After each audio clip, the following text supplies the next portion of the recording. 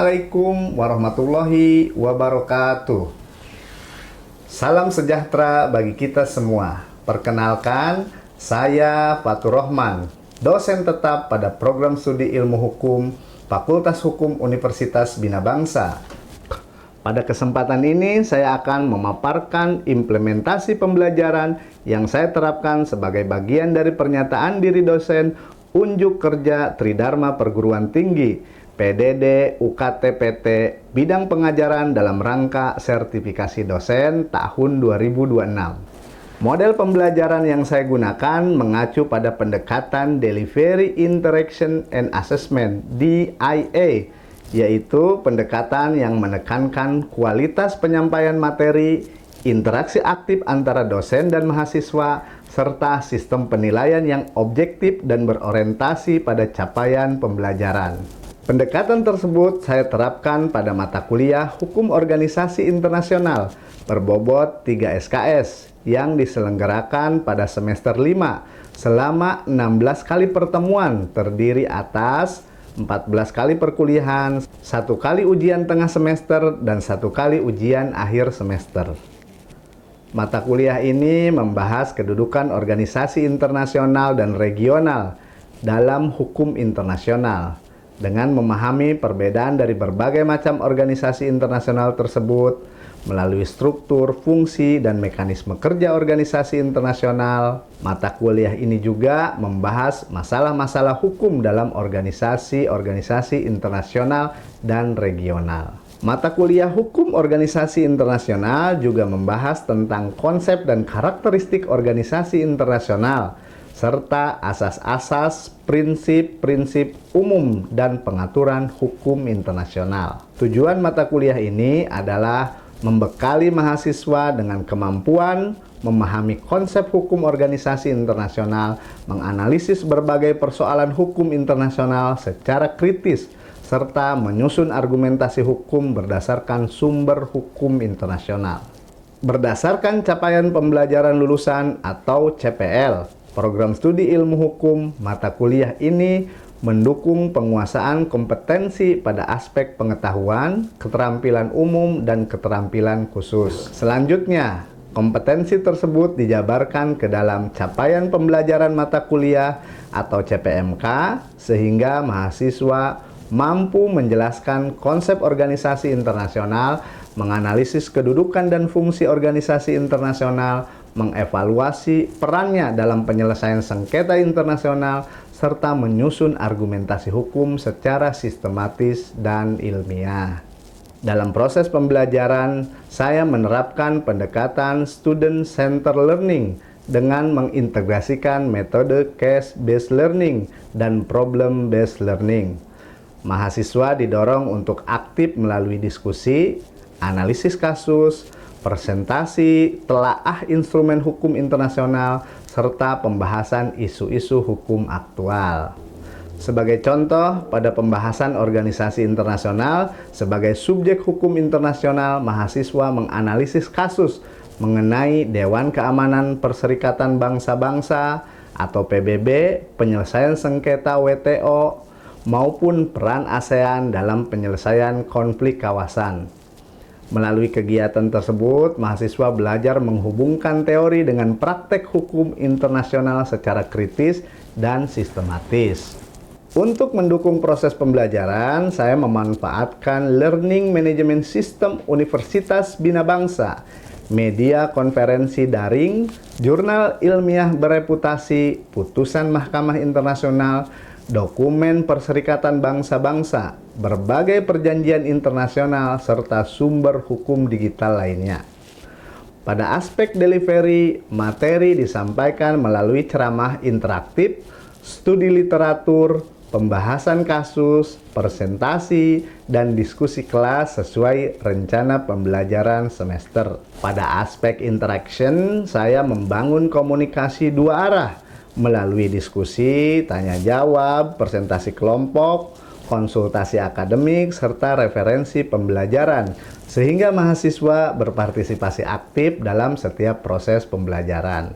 Pada aspek asesmen, penilaian dilakukan secara otentik dan berkelanjutan melalui kehadiran dan partisipasi aktif 10%, tugas individu maupun kelompok 25%, ujian tengah semester 25%, serta ujian akhir semester 40%. Dengan menggunakan rubrik penilaian yang telah ditetapkan dalam rencana pembelajaran semester.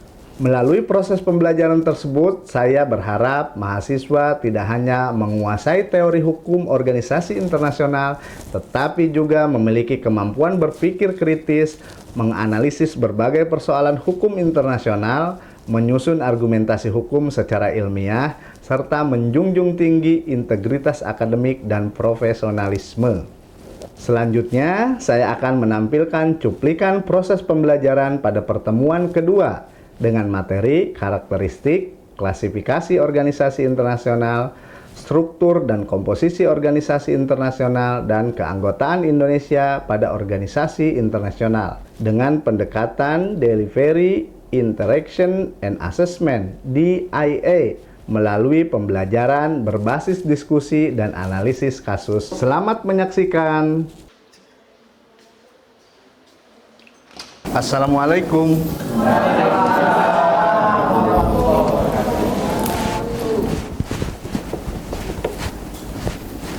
Selamat pagi semuanya. Pagi. Apa kabar? Baik. Sebelum memulai perkuliahan, kita berdoa terlebih dahulu. Berdoa mulai.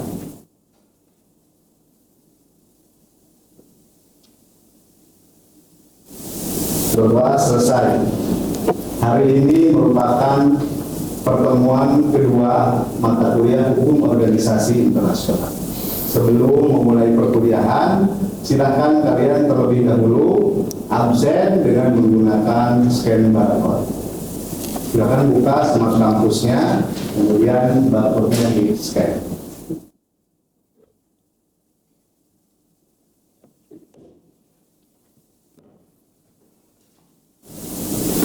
Sudah? Baik. Hari ini merupakan pertemuan kedua mata kuliah Hukum Organisasi Internasional. Sebelumnya, saya sudah pernah masuk di minggu yang lalu, yaitu pertemuan pertama mata kuliah Hukum Organisasi Internasional. Hukum Organisasi Internasional ini merupakan mata kuliah lanjutan dari Hukum Internasional dengan bobot 3 SKS. Sebelum memulai materi perkuliahan di pertemuan kedua, saya ingin mencoba mengetes kalian semua yang hadir, apakah masih ingat materi yang disampaikan pada pertemuan pertama. Silakan, Pak. silakan. Sebelumnya saya memperkenalkan diri. Nama saya Ridwan Maulana dengan NIM 1201 2200 201. Jadi pembahasan yang pertemuan pertama yaitu Bapak membahas perihal kontrak kuliah. Yang kedua ada pengertian hukum organisasi internasional, ruang lingkup beserta macam-macam hukum organisasi internasional. Baik, sangat tepat sekali, bagus daya ingatnya.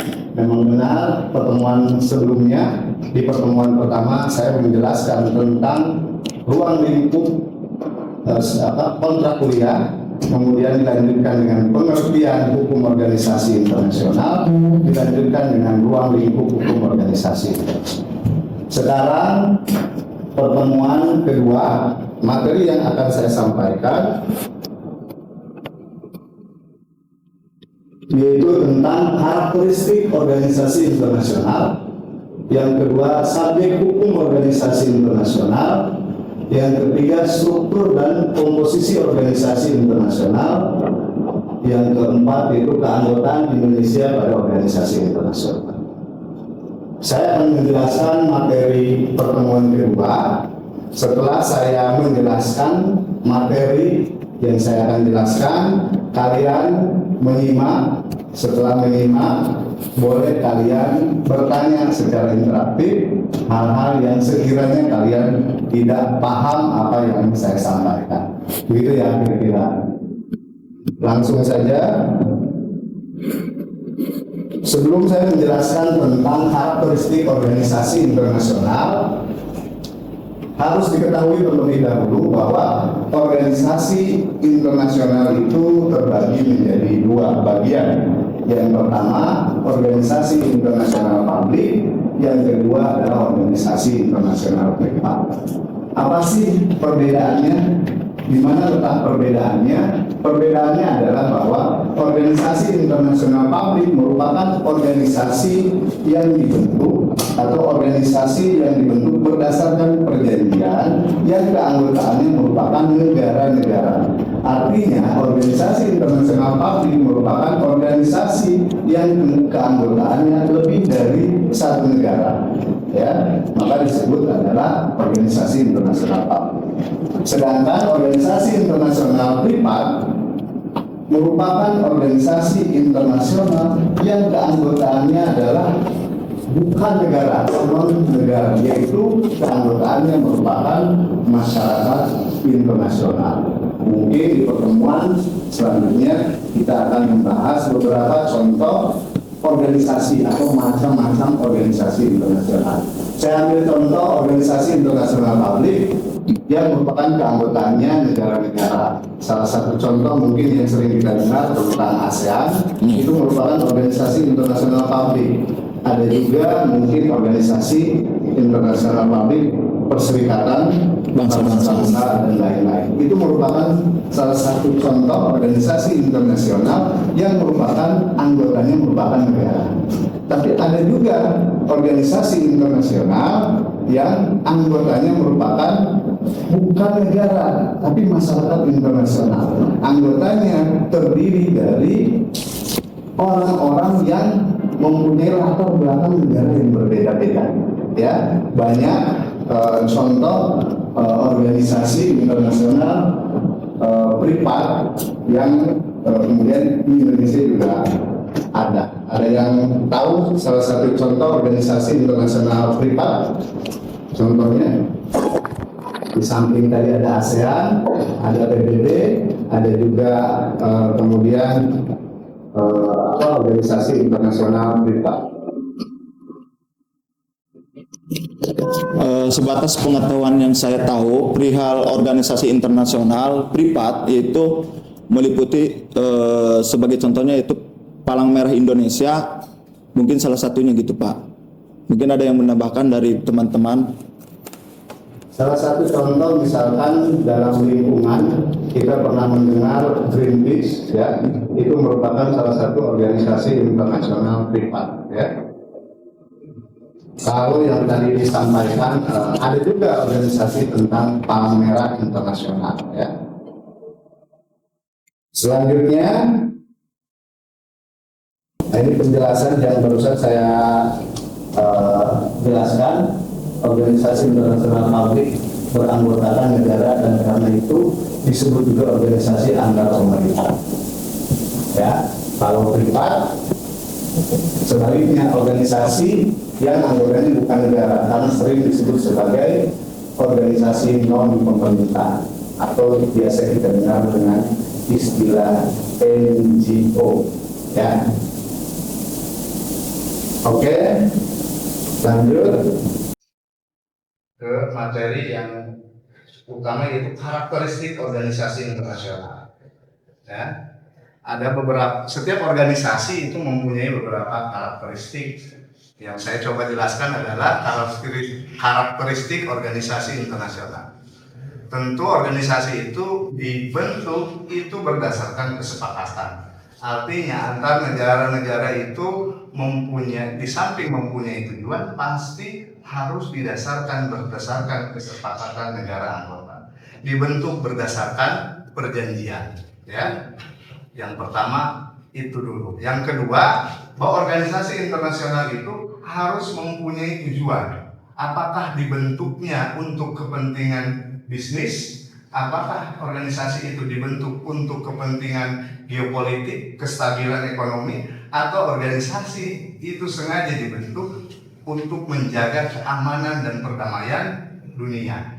Jadi setiap organisasi mempunyai tujuan yang berbeda-beda, ya. Tidak semua organisasi mempunyai tujuan yang sama. Contoh PBB tadi merupakan organisasi yang dibentuk yang mempunyai tujuan bagaimana dunia ini menjadi damai. Bagaimana PBB bisa menjaga keamanan dan ketertiban dunia.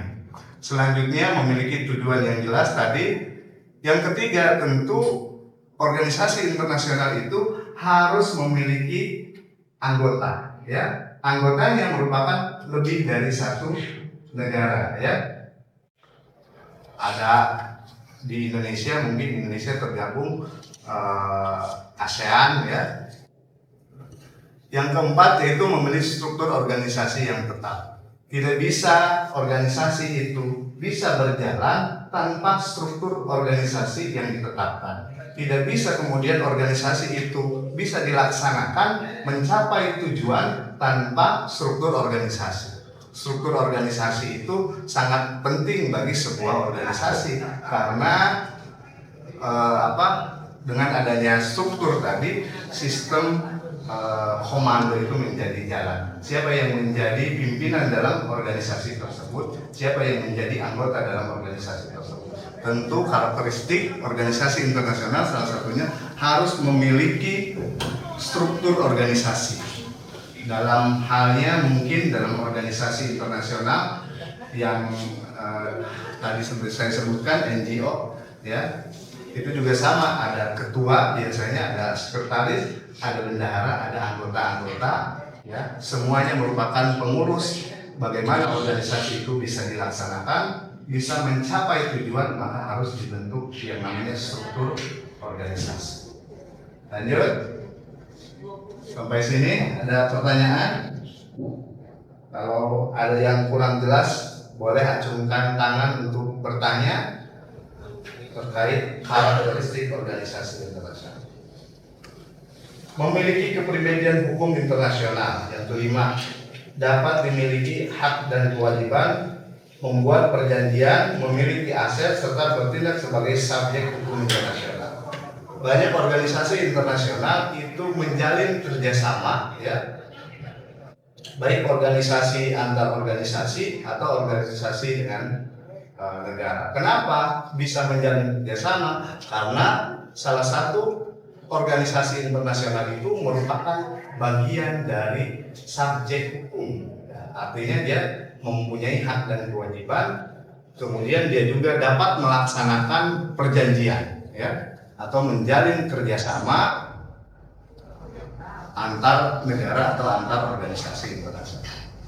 Bekerja berdasarkan aturan atau anggaran dasar untuk agar organisasi itu roda organisasi itu bisa berjalan dengan baik, maka organisasi itu harus mempunyai anggaran dasar, ya. Anggaran dasar merupakan acuan atau pedoman dalam melaksanakan atau dalam melaksanakan agar roda organisasi itu bisa berjalan dengan baik. Kemudian maka harus ada yang namanya aturan dalam organisasi itu, atau biasa disebut dengan anggaran dasar. Atau dalam lembaga swadaya masyarakat atau ormas itu biasanya ada ADART, anggaran dasar, anggaran rumah tangga. Selanjutnya bersifat kerjasama internasional, menjadi wadah bagi negara-negara untuk bekerja sama dalam menyelesaikan masalah yang menjadi kepentingan bersama. Banyak organisasi internasional itu kemudian menjadi wadah untuk menyelesaikan konflik, ya, untuk menyelesaikan suatu sengketa internasional. Bisa organisasi itu merupakan organisasi yang ditunjuk atau organisasi yang mempunyai kompetensi untuk melaksanakan sengketa internasional. Contoh organisasi internasional negara-negara Muslim atau negara-negara Islam namanya Organisasi Internasional Hoki ya. Ada pertanyaan? Pak, silakan. Oke. Terima kasih Pak, sebelumnya saya ucapkan tadi Bapak kan menerangkan perihal ada organisasi internasional publik sama organisasi internasional privat. Nah, Bapak sendiri kan tadi menjelaskan bahwa ada poin yang sifatnya karakteristik. Nah, tadi kan Bapak menjelaskan secara umum dan pengertian doang. Nah, ketika misalkan saya menanyakan ini, apakah hukum organisasi internasional publik sama hukum internasional privat itu secara karakteristik itu sama atau beda gitu Pak? Atau kalau misalkan beda, ya mungkin secara poin per poin Bapak bisa menjelaskan hal tersebut gitu Pak. Mungkin terima kasih. Karakteristiknya tentu tadi sudah saya jelaskan, salah satu karakteristik organisasi internasional.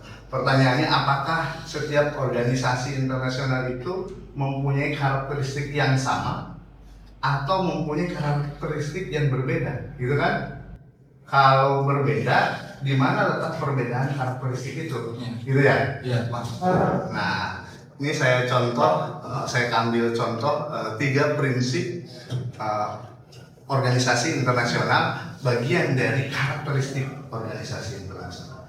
Ada organisasi internasional publik yang semua negara itu boleh ikut, ya. Tapi ada juga organisasi internasional publik yang tidak semua negara boleh ikut. Artinya ada yang membolehkan negara itu ikut gabung, ada yang tidak boleh ikut gabung. Artinya ada karakteristik yang berbeda antar organisasi internasional tersebut. Oke, ada yang lain bertanya? Ya, silakan. Tadi kan Bapak membahas karakteristik hukum organisasi internasional ya Pak. Saya ingin tanya, mengapa setiap organisasi hukum internasional itu perlu memiliki dasar hukum yang jelas Pak? Kenapa setiap organisasi itu harus memiliki dasar hukum yang jelas, dasar hukum yang pasti, dasar hukum yang seharusnya memang tertulis? Karena itu bagian dari pedoman bagi setiap anggota organisasi internasional atau merupakan acuan bagaimana organisasi itu bisa berjalan dengan baik. Tanpa dasar hukum yang jelas, tanpa aturan yang jelas, organisasi itu tidak akan mencapai tujuan, ya. Maka untuk mencapai tujuan organisasi, agar organisasi itu bisa berjalan, maka dibutuhkan dasar hukum yang jelas. Salah satu dasar hukum yang jelas ya terkait organisasi internasional tadi sudah saya jelaskan, adanya anggaran dasar pada organisasi internasional tersebut. Yang terakhir, yang materi yang saya sampaikan yaitu keanggotaan Indonesia pada organisasi internasional. Kalian bisa baca di buku, kalian bisa searching di Google terkait keanggotaan Indonesia ikut organisasi apa saja sih, ya. Ini sebenarnya hanya sampel saja yang saya tampilkan, lebih dari apa yang saya tampilkan terkait Indonesia, keterlibatan Indonesia dalam organisasi internasional. Ya, Indonesia sebagai anggota ASEAN jelas, sebagai anggota PBB, sebagai anggota WTO, kalian bisa lihat dan lain-lain. Ini merupakan partisipasi atau keikutsertaan Indonesia dalam organisasi internasional. Ini hanya bagian sampel saja yang saya tampilkan. Kalian bisa lihat tadi di berbagai sumber terkait keikutsertaan Indonesia dalam organisasi internasional. Itulah materi-materi yang saya sampaikan pada pertemuan kedua. Kurang lebihnya saya mohon maaf, tapi apabila ada hal yang masih mau ditanyakan, saya persilahkan untuk bertanya. Silakan Yuli Astuti. Saya mau nanya tentang sumber dana untuk operasional organisasi internasional itu bersumber dari mana? Pertanyaan yang sangat bagus sekali. Dari mana sumber pendanaan organisasi internasional? Tanpa dana, tentu organisasi itu tidak bisa jalan. Ya, ada yang bisa bantu jawab? Siapa yang bisa bantu jawab dari mana sumber pendanaan organisasi internasional? Saya Pak. Silakan, Nabila Putri. Yang saya tahu ya Pak, untuk pendanaan organisasi internasional itu ada dari sumbangan sukarela, pendapatan dari kegiatan organisasi, adapun dari iuran wajib negara itu tersendiri Pak. Baik, bagus jawabannya, tapi kurang lengkap. Ada yang mau melengkapi? Jawabannya dari mana sumber pendanaan organisasi internasional? Kalau Bapak jawab, kalau nggak ada yang jawab. Kalau organisasi internasional publik, oleh karena dia merupakan anggotanya adalah negara, maka sumber pendanaan dari iuran negara anggota. Indonesia tergabung dalam Perserikatan Bangsa-Bangsa. Itu Indonesia mempunyai kewajiban iuran terhadap organisasi internasional Perserikatan Bangsa-Bangsa. Ya. Tapi ada juga organisasi internasional privat yang anggotanya bukan negara. Uang itu dari mana sih agar organisasi itu bisa mencapai tujuan, agar organisasi itu bisa dilaksanakan? Ya. Organisasi internasional privat sumber pendanaannya sama dari iuran anggota, kemudian dari donatur, ya, atau dari hibah, ya. Itu merupakan sumber pendanaan organisasi internasional baik publik maupun privat, ya. Kalau kalian mungkin mempunyai harta yang banyak, boleh kalian menyumbangkan sebagian hartanya ke organisasi internasional privat.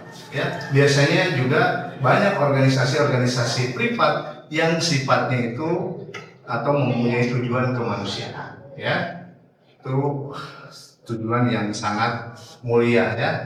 Lebih mulia lagi sebagian harta kalian disumbangkan untuk organisasi internasional privat. Apakah ada pertanyaan lagi? Cukup Pak. Cukup Pak. Cukup, baik. Kalau cukup, saya akhiri di pertemuan kedua kali ini. Sebelum saya akhiri pertemuan kedua, seperti biasa ada tugas di akhir perkuliahan. Siapa?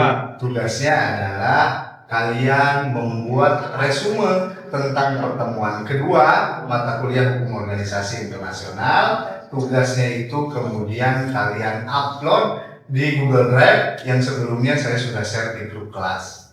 Oke? Siapa? Baik, saya kira cukup pertemuan kali ini. Terima kasih atas waktunya. Saya akhiri. Wassalamualaikum warahmatullahi wabarakatuh.